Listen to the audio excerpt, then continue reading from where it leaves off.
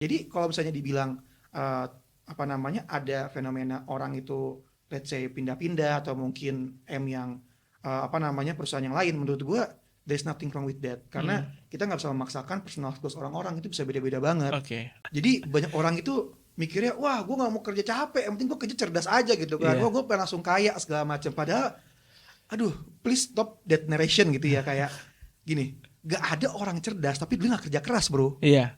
gak ada. Jadi Iya. kerja keras dulu terus dia cerdas, makanya kerja jadi gampang. Iya.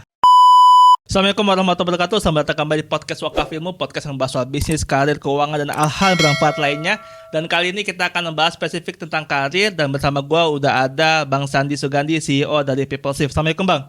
Waalaikumsalam warahmatullahi Gimana wabarakatuh. kabar hari ini? Baik dong. Wah, alhamdulillah ya. Kalau kesini harus terbaik. Siap, mantap. Bang, boleh jelasin nggak PeopleShift itu apa sih dan kenapa dia didirikan? Basically perusahaan itu perusahaan konsultan yang Oke. fokusnya ke people development. Mm-mm. Nah awalnya dibuat karena kita punya spirit buat ngasih impact untuk umat. Oke. Nah, impact ini kan sebenarnya luas ya. Ah, Nah, konsultan ini kan bisa dibilang ya semi-semi guru lah. Kita kan ngajarin sebuah ilmu, Iya. sebuah konsep, strategi Iya. gitu ya. Ah. Nah, ini yang kita pengen jadikan sebagai sebuah amal jariah juga. Jadi Oke. bermanfaat buat umat dari segi ilmu. Ah. Dan insya Allah kalau misalnya emang sudah besar banget, kan juga banyak nih uangnya. Iya. Nah, harus jadi money mission juga buat umat lah. Hmm. Gitu, Yo. visinya dibuat ya. Luar biasa nih. Tapi banyak banget kan yang luar biasa tuh ya dari corporate ya. Emang sistem Iya. B2B ya? B2B. Hmm. Ya karena bisa dibilang gak semua perusahaan, gak semua orang dan semua perusahaan kan concern sama people development. Oke. Jadi emang kita cukup segmented buat perusahaan-perusahaan yang relatif besar gitu Kreatif ya. besar. Oke. Dan sekarang ya kebanyakan kliennya mostly BUMN, BUMN. kementerian, Kementerian. pun kalau swasta juga yang gede-gede lah. Hmm. Kayak manufacturing yang mantap-mantap itu kita biasa jadi klien mereka. Mereka jadi kliennya kita. Oke, oke. Gitu. Nah, karena bahas soal people development berarti ya kurang lebih nggak jauh-jauh bahas soal HR-nya juga ya, bagaimana develop dari human-nya itu sendiri. Nah, Betul. pertanyaan gue adalah sekarang kondisinya banyak yang kemudian mengatakan bahwa cari kerja itu sulit. Ya kan, cari kerja itu sulit tuh, kemudian kok gua nggak dapat pekerjaan, apa lapangan pekerjaan sedikit. Tapi lu pernah posting kalau sebenarnya yang susah itu perusahaan dapetin talent yang kompeten, yang fit Betul. and proper. Nah, lu bisa jelasin nggak lebih lanjut soal itu? Oke, jadi gini ya. Ini pengalaman pribadi aja ya. Karena kan gue juga sekarang sekitar ada 20-an karyawan. Dan itu pun carinya tuh nggak gampang. Mm, Segini level perusahaan yang bisa dibilang kecil lah. Kebayang mungkin kalau perusahaan besar yang persaingannya lebih banyak banget. Oke. Kita pakai beberapa platform buat rekrutmen, sebut merek nggak apa-apa kali Ya, ya. nggak apa. Kayak Glints dan kawan-kawannya. Oke. Itu yang nge-apply itu ratusan. Ratusan. Bahkan bisa ribuan. Buat perusahaan sekecil kita gitu Iya, ya. iya. Nah, tapi pas kita screening CV-nya gitu ya, kita ada first interview sama HR, itu emang kebanyakan nggak memenuhi even basic needs dari kita gitu ya. Requirement itu nggak penuhin. Oke. Nah, apa aja sih basic requirement gitu yang kita maksud gitu. Pertama mungkin dari segi skills ya.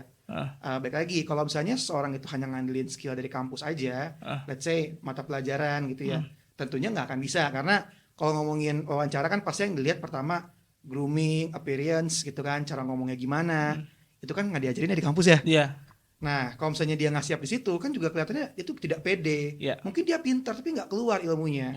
Sedangkan kan kalau misalnya kita sekarang gitu ya sebagai konsultan, let's say gitu ya, banyak ketemu orang, ketemu klien, ketemu stakeholders yang lain, even juga ketemu sama peers. Kalau misalnya itunya aja nggak bisa, itu kan bakal munculin masalah-masalah baru gitu. Iya. Kedua juga masalah attitude gitu. Seringkali apa ya, gak semua sih, tapi kalau gue pribadi ngelihat anak-anak zaman sekarang mungkin khususnya Gen Z, sebenarnya mereka tuh kalau ngomongin knowledge tuh banyak knowledge-nya loh. Karena informasi di internet kan sebanyak itu Dan. Iya. Overwhelm mungkin orang sama Over. informasi ya. Kita aja Iya. buat konten, baru kita nih, belum ribuan orang, jutaan orang di luar sana buat konten juga. Iya. Orang bisa nge-scroll TikTok sehari 2-3 jam gitu kan. Ada bagusnya, tapi di sisi itu membuat anak-anak muda ini kayak kita tua aja ya. Maksudnya kayak anak-anak muda ini gitu kan. Iya. Itu kehilangan sebuah jati diri, atau kalau gue bisa sebutnya konsep diri sih. Oke. Jadi too much reference gitu ya, sehingga yang mereka sendiri tuh nggak firm sama dirinya. Nah, nggak firm ini akhirnya nggak bisa ngefeknya itu karakternya tuh jadi nggak bulat gitu ya, nggak clear. Nah, itu akan ngimpact ketika akhirnya kita interview, kita tes gitu ya. Itu kelihatan karakter mana yang mateng dan yang nggak mateng, Den. gitu. Oke. Berarti sebenarnya banyak hal-hal yang masih harus dibenahi ya dari orang-orang yang mau daftar ini. Banyak banget sih to be honest. Dan mungkin kalau sedikit mention juga, ya sistem pendidikan juga sedikit banyak harus dibenerin juga ya. Berarti pendidikan scam dong, Bang. Gue nggak bisa ngomong apa itu sih.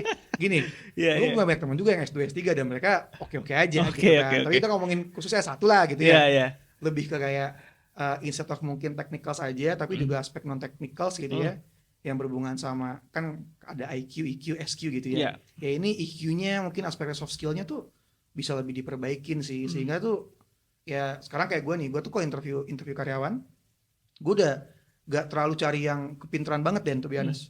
Yang kepintaran banget ya. Karena ini nggak semua, cuma biasanya ini orang-orang yang pinter doang, bahkan kepintaran tuh agak sengak gitu kan. Gitu. Which is dalam tim manajemen tuh jadi ribet ngurusinnya gitu kan. Ngasih tau juga susah, dan kita kan organisasi perusahaan kan bergerak satu gitu ya. Ya mending nyari yang pinternya cukup, tapi secara attitude dan karakter bagus. Oke. Nah, pinter tuh apa ininya, referensinya? Apakah IPK-nya atau apa? Apa yang bisa lu lihat dari kepintaran orang itu? Yang nilai, oh ini terlalu pintar nih. Oke, gini. IPK for sure ngaruh ya. Maksudnya buat kepintaran seorang, karena dengan IPK yang tinggi, dia tuh bisa dibilang ya, menangkap apa yang dikasih ke dia di sama kuliah, dan dia bisa translate itu ya menjadi ngejawab soal-soal di ujian segala macam, which is it's good juga. Tapi kepintaran tanpa kebijaksanaan atau tanpa karakter gitu ya, itu jadinya kayak so pinter lah bahasanya, Den. So pinter. Dia kan susah gitu, nggak bisa dibilangin, nggak bisa diajarin. Yang ada susah gitu kan buat dia kerja sebagai tim. Nah, cuman ada orang yang mungkin ya IP-nya nggak setinggi itu. Yang tinggi juga nggak apa-apa by the way ya. Jadi bukan IP itu tinggi jelek, enggak gitu. Tapi kita ngeliat lagi dari segi karakternya gitu. Ya karakter ya. Ini orang bisa dikembangin nggak, bisa dibilangin nggak, bisa adaptasi dengan culture-nya kita. Karena kan tiap perusahaan ini juga mungkin yang jadi problem ya. Tiap perusahaan itu kan punya culture masing-masing. Nah, ngomongin culture atau sebuah nilai itu nggak ada bener, nggak ada salah loh. Kecuali Al-Quran mungkin ini. Nah, cuman ngomongin nilai itu nggak ada yang salah. Semua tuh bisa benar dengan point of view tertentu. Nah, misalnya contoh gini, banyak yang bilang perusahaan BUMN, wah old school lah, apalah gitu kan, begini begitu. Ya memang begitu cara kerjanya. Gak bisa diaduin startup lebih bagus dibanding BUMN, gak bisa kayak begitu, karena emang cara kerja berbeda, nilainya berbeda. Nah, seringkali kan nih, terutama anak muda gitu ya, karena banyak information, dia tuh udah punya banyak standar. Nah, pas masuk nih ke perusahaan yang punya culture tertentu, wah gue gak cocok nih sama culture-nya gitu kan. Culture-nya gak cocok. Iya, sama nilai-nilainya. Dan itu kan juga balik lagi ya, berat gitu kan, buat dia bisa Indian akan perform di situ kalau dia nggak bisa adaptasi, atau karakternya mungkin nggak bisa buat dibentuk gitu ya. Kita nggak menyalahkan karakternya dia, ini masalah fit atau enggak aja. Nah, gue menemukan satu buah riset. Ini dijelaskan kalau nggak salah sama Indrawan Nugroho atau sama siapa, gue agak lupa ya. Cuman ada yang menyampaikan gini, ketika ada di sebuah perusahaan, dia meneliti beberapa perusahaan, kemudian dinilai nih 70 dari 100% yang kerja di sana, 70% kerja serius, 30% kerja sambil apply ke kerjaan lain. jadi kayaknya seringkali ke perusahaan itu hanya jadi batu loncatan. Nah, boleh tahu nggak? Mungkin pernah diteliti dari people development yang udah dari perusahaan-perusahaan yang udah dikonsultasikan itu, apa sih problem-problem orang-orang yang kemudian pengen banget pindah kerja gitu loh? Oke, gue jawab kayak gini, Dan. Setiap manusia tuh punya purpose-nya masing-masing, dan kita nggak bisa paksain gitu ya. Nah, kayak contoh gini lah, kalau misalnya orang di perusahaan gue nih yang pengen karirnya jelas, pengen jadi direktur, nggak bisa, nggak fit gitu loh. Salah gak kalau misalnya dia mencari perusahaan yang jenjang karirnya jelas, bisa jadi direktur, GM dan sebagainya? Kan nggak salah, Den. Iya, nggak salah. Gitu ya. Makanya ini masalah goals pribadi orang-orang aja. Tapi juga ada let's say karyawan gue nih yang bertahun-tahun stay sama gue gitu ya. Ya kebetulan kan culture perusahaan gue tuh sekarang kita buat chill, Den ya. Jadi WFH 4 hari, WFO sekali. Gue sangat macro-manage dan memberikan trust kepada mereka. Dan in the end gue sangat result based, sehingga gue nggak terlalu ngegerecokin masalah prosesnya dia. Nah, Dilala itu sangat fit, salah satunya mungkin buat ibu rumah tangga yang dia tuh pengen kerja tapi sambil ngeliatin anak gitu ya. Penghasilan yang penting ada, tapi ini orang bagus sebenarnya gitu kan. Nah, maka perusahaan gue cocok gitu ya. Jadi kalau misalnya dibilang ada fenomena orang itu let's say pindah-pindah, atau mungkin M yang perusahaan yang lain. Menurut gue there's nothing wrong with that, karena kita nggak bisa memaksakan personal skills orang-orang, itu bisa beda-beda banget. Oke. Ada orang yang pengen kerja di gue karena ngincar WFH-nya, karena seorang istri let's say suaminya udah kerja, mungkin suaminya ambis, dianya yang penting kerja aja. Ada yang mungkin cowok di perusahaan gue dia chill aja gitu, umur 30-an belum mau nikah, jadi mungkin gaji belasan juta early masih oke buat dia gitu kan. Ya jadi kita nggak bisa paksain sih. Oke. Gitu ya. Iya kan persoalan beda-beda juga ya. Purpose orang beda-beda. Dan dalam sebuah perusahaan tuh akan lebih enak gitu ya bergeraknya ketika value orang yang masuk dan value perusahaan tuh match. Gitu. Iya, dan itu bukan hal yang kemudian harus dikekang juga perusahaan ya. Itu emang wajar aja ya seperti itu ya. Gue sendiri happy kok kalau ada tim gue yang pindah perusahaan, terus dia dapat opportunity yang bagus karena emang dia punya goals yang lebih tinggi yang mungkin perusahaan gue nggak bisa provide. Ya nggak apa-apa juga sih. Apa-apa. It's common things gitu loh di bisnis dan di perusahaan ya. Iya. Soalnya kan ada juga perusahaan yang mungkin agak skeptis atau bisa bahasa tuh kayak ini anak emas gua nih tidak pindah nih, takutnya kan ngebawa data tanda kutip ya perusahaan yang yang penting gitu ya, sehingga dia bisa semacam ngasih impact ke perusahaan lain dengan data yang ada di perusahaan kita. Itu ada kepikiran kayak gitu nggak? Seperti itu nggak? Oke, iya. Kalau gua pribadi nih, ya, gua tuh selalu percaya rezeki itu udah dia ngatur bro. Akan tukar. Iya. Ya jadi gua pribadi nggak terlalu takut sama hal-hal seperti itu. Oke. PeopleShift dulu didiriin sama 3 orang. Yang satu ya almarhum meninggal ya. Yang satu lagi dia buat perusahaan e-learning sendiri. Kita punya tim juga, terus dia keluar, dia buat lagi perusahaan yang sejenis PeopleShift. Ya gue sih nggak worried sama sekali gitu ya, karena ya in the end rezeki udah ngatur. Tapi buat prevent itu sebenarnya bisa di prevent dari sistem. Misalkan kayak ketika perusahaan karyawan tuh resign di perusahaan, ada kontrak yang bilang nggak boleh pindah ke perusahaan sejenis atau membuat perusahaan sejenis gitu ya. Itu bisa di prevent. Sekarang sudah mulai diimplementasiin gitu ya, sama HR-nya, sama HR PeopleShift. Tapi gue pribadi tidak terlalu worried sebenarnya, karena value gue merasa ya udahlah rezeki udah ngatur ya. Dan kita ngadu ini aja, ngadu ide aja, ngadu skills gitu. Iya. Kalian juga tahu yang skillsnya, yang skillful yang mana gitu. Iya, ngadu value aja ya lah. That's it. Ya jadi nggak usah khawatir sampai segitunya ya. Nggak usah. Kalau gue ya. Iya. Kalau perusahaan lain ya nggak tahu, terserah masing-masing. Iya. Oke, menarik. PeopleShift 20 orang sekarang karyawannya bang. Iya 22 something. Berapa persen orang Gen Z di sana? Gen Z mungkin lebih dari 50% ya. 50%, berarti mayoritas ya? Iya mayoritas sih. So far menangani Gen Z seperti apa bang? Apakah benar orang-orang yang kemudian mengatakan Gen Z itu lemah, gampang mut-mutan, kemudian gampang baperan, gitu-gitu? Menurut gue nggak bisa generalisir sih. Oke. Kayak setiap generasi itu pasti ada orang yang kayak begitu bro. Yes. Lu mau Gen X, mau ada aja kayak gitu ya. Ingat banget 2018 itu pas gue buat PeopleShift, kan topik saya tentang millennials nih. Jadi yang gue jual ini tentang millennials, generation gap segala macam. Tahu lah mungkin zaman-zaman itu ya. Dan apa? Ya sama premisnya, Pak. Millennials begini begitu, keulang lagi di Gen Z gitu. Lagi ya. Sehingga menurut gue ya ini bukan ada orang seperti itu. Tapi ya sebenarnya nggak usah generalisir. Sehingga kalau gue ngelihatnya ini lebih ke kita harus analisis penyebabnya dulu nih. Oke. Nah sebenarnya gue bahas di awal tadi. Sekarang itu kan sorry, kita komunikat aja ya. Lagi batuk soalnya. Nah gini Den, jadi kita tuh harus tahu penyebabnya dulu. Makin kesini memang kita tuh banyak terpapar informasi yang luar biasa, overwhelm. Contoh gini lah yang paling simple, flexing di mana-mana. Terus banyak narasi kerja cerdas gitu ya. Jadi banyak orang itu mikirnya, wah gue gak mau kerja capek, yang penting gue kerja cerdas aja gitu kan. Wah gue pengen langsung kaya segala macam. Padahal, aduh please stop that narration gitu ya. Kayak gini, gak ada orang cerdas tapi dia gak kerja keras bro. Gak ada, jadi kerja keras dulu terus dia cerdas, makanya kerja jadi gampang. Cuman anak-anak muda ini kan nangkapnya mungkin separoh gitu ya. Atau influencer yang ngomongnya separoh juga gitu kan. Sehingga dia nangkap, wah gue kudu kerja cerdas aja. Dia kalau misalnya berhubungan sama kerja keras, dia kayak agak-agak anti-anti gitu kan. Dia kemakan sama narasi kayak begitu. Nah pertanyaannya semua orang kemakan kayak gitu nggak juga. Tapi ada yang kemakan sehingga kesannya generasi sekarang itu yang banyak dapat informasi sejenis kelihatannya kayak lemah. Sebenarnya bukannya lemah gitu ya. Dia asupannya modelan begitu. Coba kita kan punya mentor yang sama ya Pak. Ahmad Arif Munandar. Beliau kan kayak ngajarin kita harus strong, harus berjuang gitu kan. Gue ingat banget satu quotes dia. profesional tuh mati aja nggak boleh, apalagi sakit gitu kan. Jadi buat kerja keras Iya, untuk benar. gue itu adalah hal yang biasa. Ya. Semalam gue beres kerja jam 11 gitu ya. Ya walaupun mungkin kayak gue udah berapa usaha saat ini udah semi autopilot gitu ya. Ya emang identitas diri gue, konsep diri gue mau defend gue orang yang bekerja keras, selesai.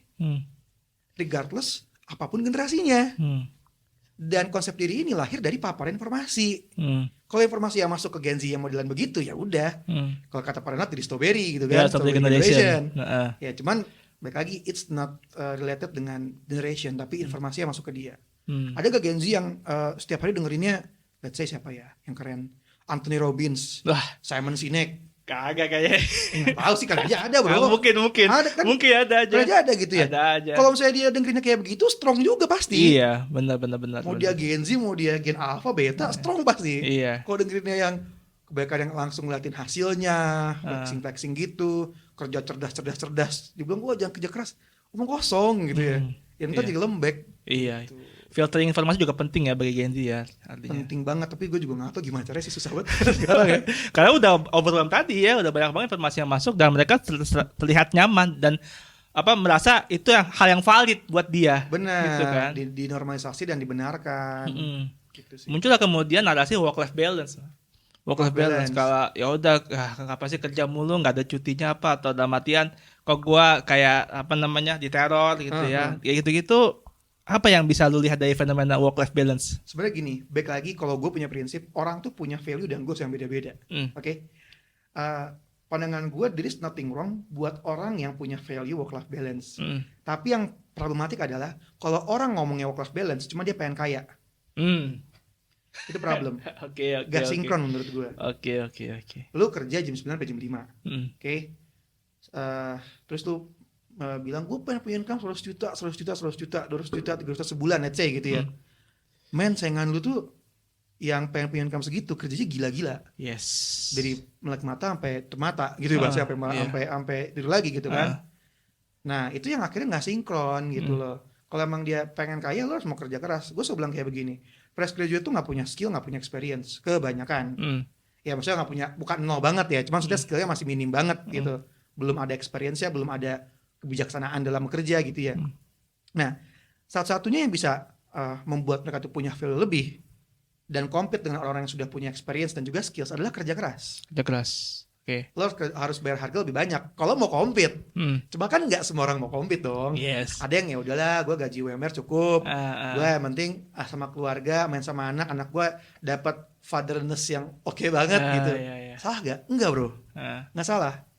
Jadi ya sebenarnya yang problem ya yang gue bilang juga, kalau nggak sinkron goals sama value dia. Iya, goals dengan apa yang pengen dilakukan ya. Iya. Pengen goals 100 juta per bulan, cuman kerjanya pengen 9 to 5 aja atau susah bro. Slow living. Apalagi lo kok kayak kita nih ya, keluarganya kan backgroundnya keluarga yang mungkin biasa aja gitu kan, bukan kalau istilahnya perintis bukan pewaris gitu kan. Yang nggak punya privilege yang lumayan gitu ya. Iya, terus dia bilang kayak, wah hidup itu susah. Bukan susah bro, lu salah pikir aja.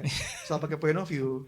Iya. Karena emang sekarang orang lihatnya kayak orang gampang banget ya. Dapat duit, jual produk digital lah, terus kemudian invest crypto tiba-tiba besar. Kan kayak instan money lah. Kalau kemarin kita bahas di belakang kan, instan money itu kayak kerasa dilihat di video itu kayak gampang gitu kan. Cuma kayaknya problem. Wah, nggak semudah itu kan sebenarnya ya. Iya lah bro, content creator mana ada yang jarang yang ngasih jelek-jeleknya susahnya. Dia lagi nangis, dia lagi bete, lagi bad mood, kan nggak diliatin bro. Yang diliatin kan resultnya. Nah ini yang sering kali orang salah kaprah. Ya iya, ini menarik. Nah tadi masalah pengalaman ya. Tadi kan singgung pengalaman kan, fresh graduate tuh nggak punya pengalaman, nah, minim pengalaman, gitu kan. Ya.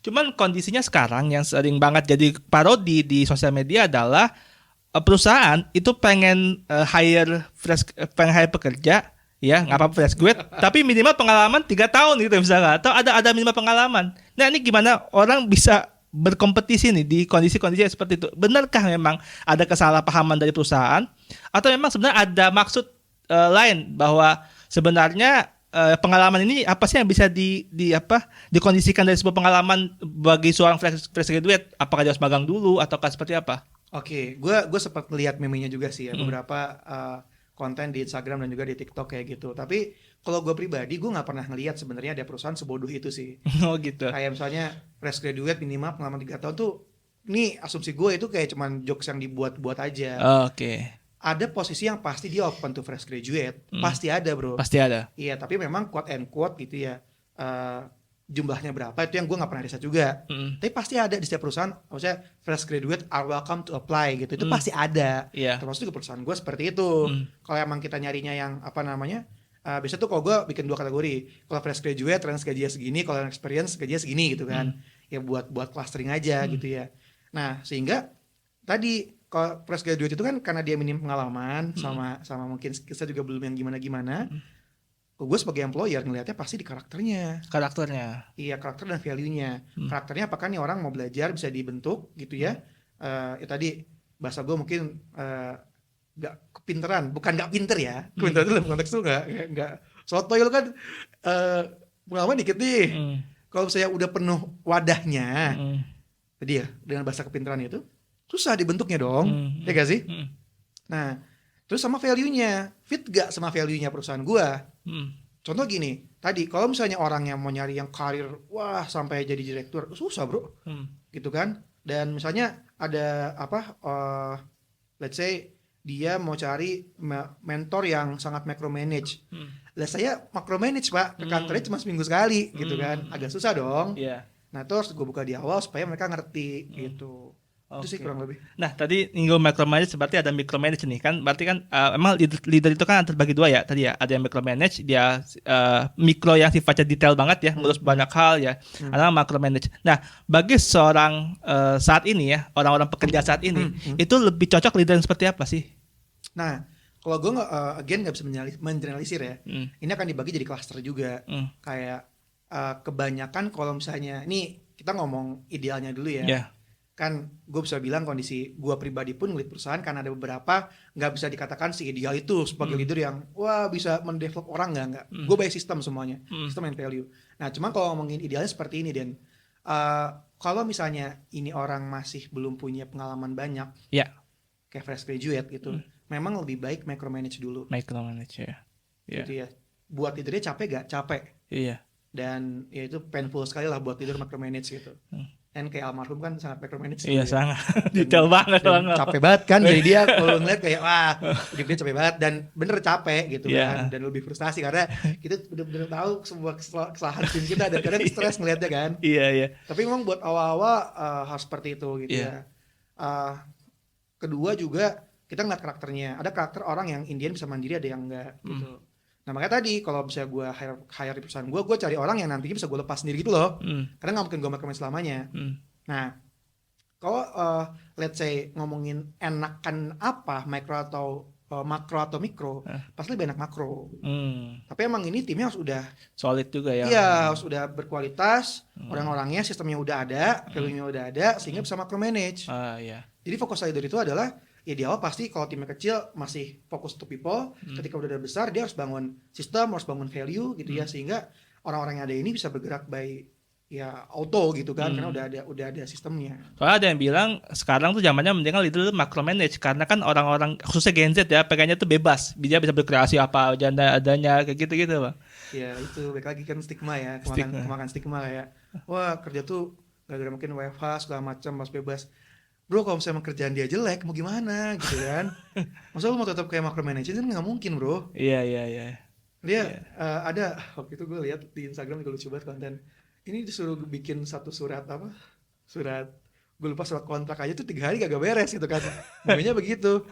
Ya kan nggak mungkin kita macromanage kayak oh iya revisi ya. Kalau soalnya kita ajarin depan mata nih itu begini gitu kan. Iya dong. Iya benar. Yeah. Kalau misalnya orangnya punya mindset to growth ya nggak masalah. Kemarin ada tim baru gue baru masuk nih orang sales. Itu gue briefing sampai maghrib gitu ya. Ya maksudnya banyak yang di brief gitu kan. Cuman emang tadi gue nyari orang yang punya value, mau belajar, mau berkembang, ya harus dia welcome gitu ya buat diajarin. Soalnya mungkin beberapa orang wah hari pertama udah sampai maghrib gitu.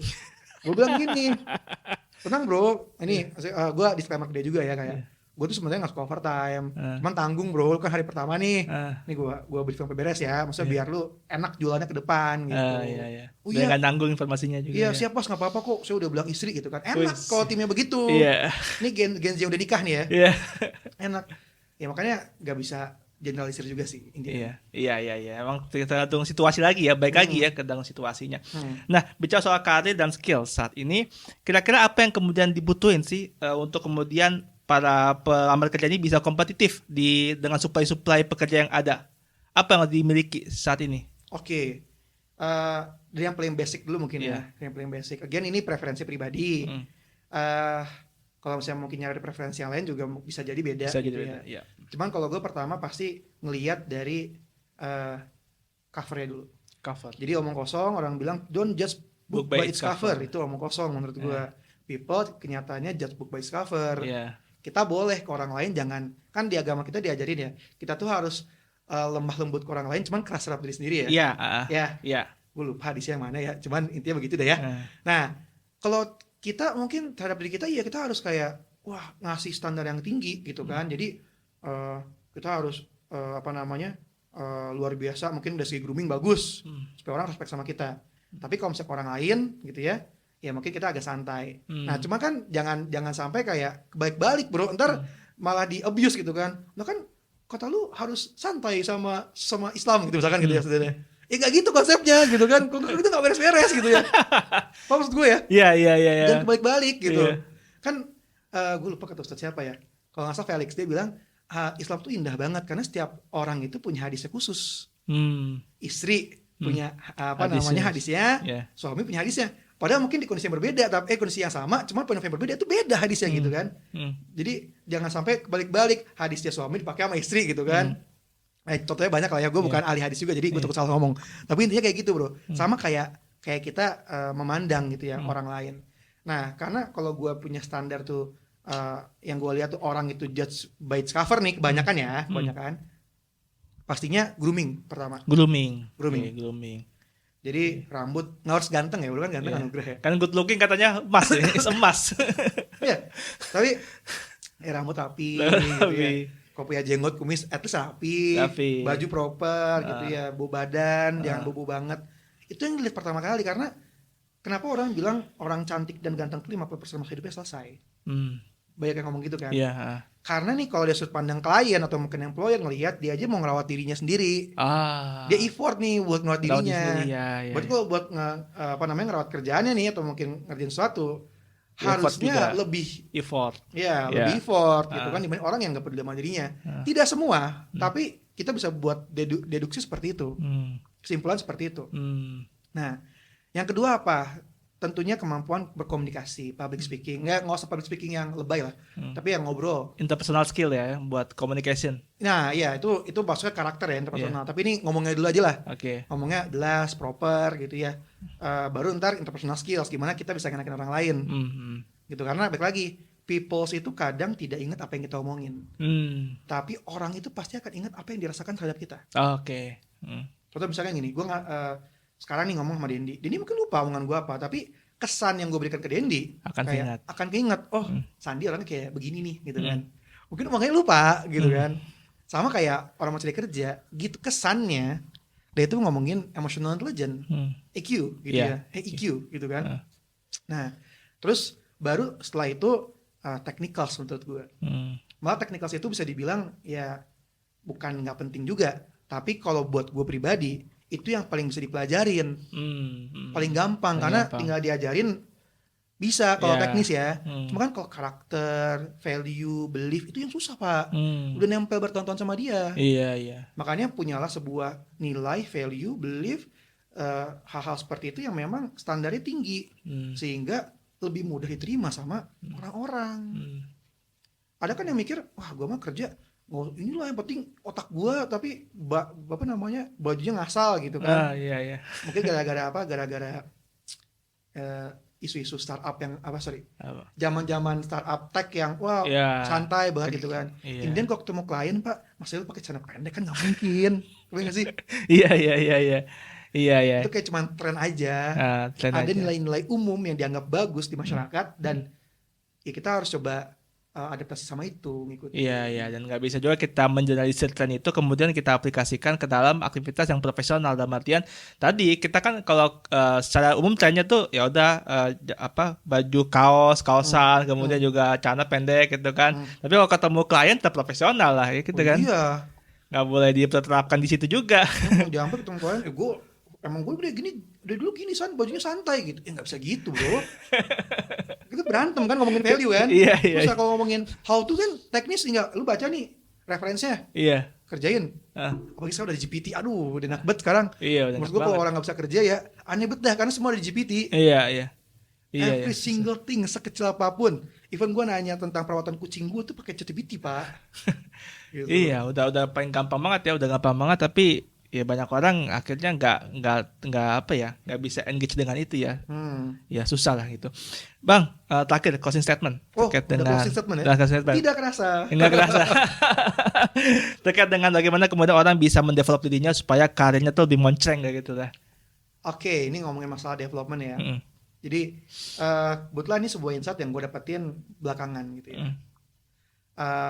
Ngomongin how to, sometimes tuh orang terjebak sama strategi teknis, strategi. Ini mungkin yang dosa konsultan lah, gue bisa bilang juga ya, kebanyakan. Mereka mungkin ngasih banyak sebuah solusi gitu ya, baik buat perusahaan atau individu yang sifatnya adalah strategical teknis, how to step begini, which is gak salah, bener.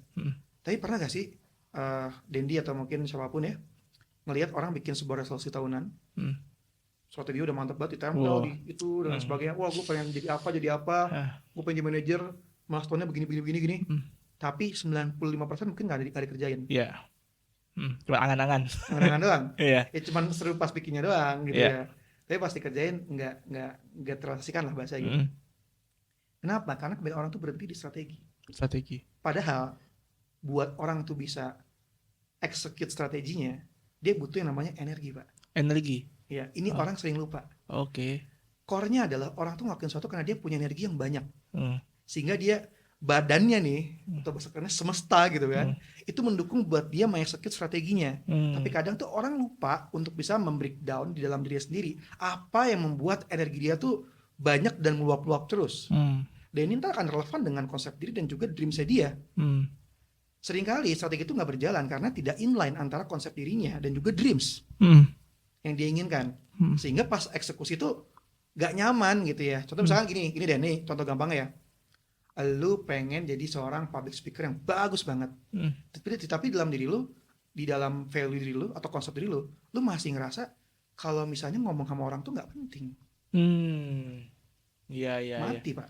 Mati. Capek jalannya pasti. Walaupun lu punya strategi, gue harus ngisi seminar berapa kali strateginya gitu kan. Iya. Pas kejalanin capek. Karena nggak inline. Otak, hati, ucapan, eksekusi gak ada yang inline, Pak. Strateginya nggak jadi apa-apa. Tapi kalau semua inline dari awal sampai akhir, maka apapun yang dilakukan dalam hidup, termasuk tadi ngomongin karir, mau A, B, C, D, F, G, pasti peluang buat berhasil lebih tinggi karena kita ngelakuin semua to the fullest. Gue punya teman, dia udah jadi vice president umur 26 tahun. Di startup e-commerce yang warna merah. Gitu ya. Yang gue tahu, dia ngobrol-ngobrol sama dia, di otak dia pokoknya dari pas dia lulus dia pengen jadi VP. Nggak presiden, tapi VP ya udah. Spesifik VP. Oke.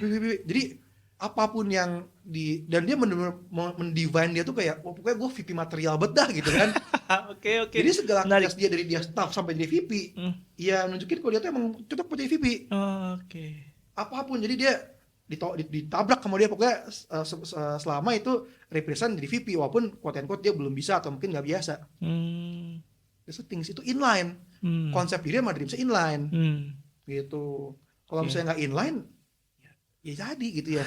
Iya, gue pengen nih bagus karirnya, tapi dalam hatinya, ya gue mager nih networking sama bos gue. Gue malas nih belajar lebih, gue malas nih kerja lembur. Lo mau buat strategi gimana juga, ntar pas ngerjainnya nggak akan dikerjain gitu. Walaupun lo bikin, ntar mau gini, tapi ada value dalam diri yang belum beres, nggak akan kayak execute juga. Iya. So, kuncinya adalah energi. Apapun resolusinya, apapun strateginya, energinya pastikan inline dengan resolusinya ya. Bener. Kalau nggak ada energi itu udah hangus aja udah.